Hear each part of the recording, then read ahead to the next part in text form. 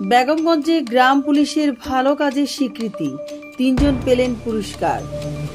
নোয়াখালী জেলা বেগমগঞ্জ থানার উদ্যোগে আইন শৃঙ্খলা রক্ষায় বিশেষ ভূমিকা রাখায় 3 জন গ্রাম পুলিশকে পুরস্কৃত করা হয়েছে।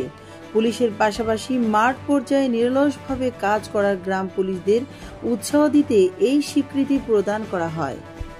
1 জুলাই মঙ্গলবার বেগমগঞ্জ থানার ভারপ্রাপ্ত কর্মকর্তার কার্যালয়ে আনুষ্ঠানিকভাবে পুরস্কার তুলে দেন অতিরিক্ত police super circle Anam Imran খান।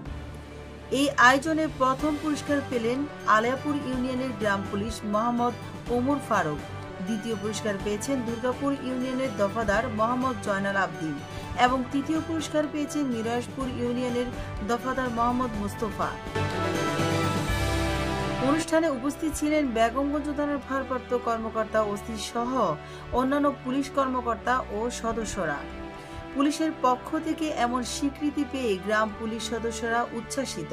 তারা বলেন, এই ধরনের পুরস্কার তাদের দায়িত্ব পালনে আরও উৎসাহ ও উদ্যমী যোগাবে। স্থানীয়ভাবে এমন ইতিবাচক উদ্যোগ প্রশংসিত হচ্ছে এবং এটি মাঠ পর্যায়ে নিরাপত্তা ব্যবস্থাকে আরও মজবুত করতে ভূমিকা রাখবে বলে মনে করছেন সংশ্লিষ্টরা। রুমানা ইসলাম, সিএন টেলিভিশন, নোয়াখালী।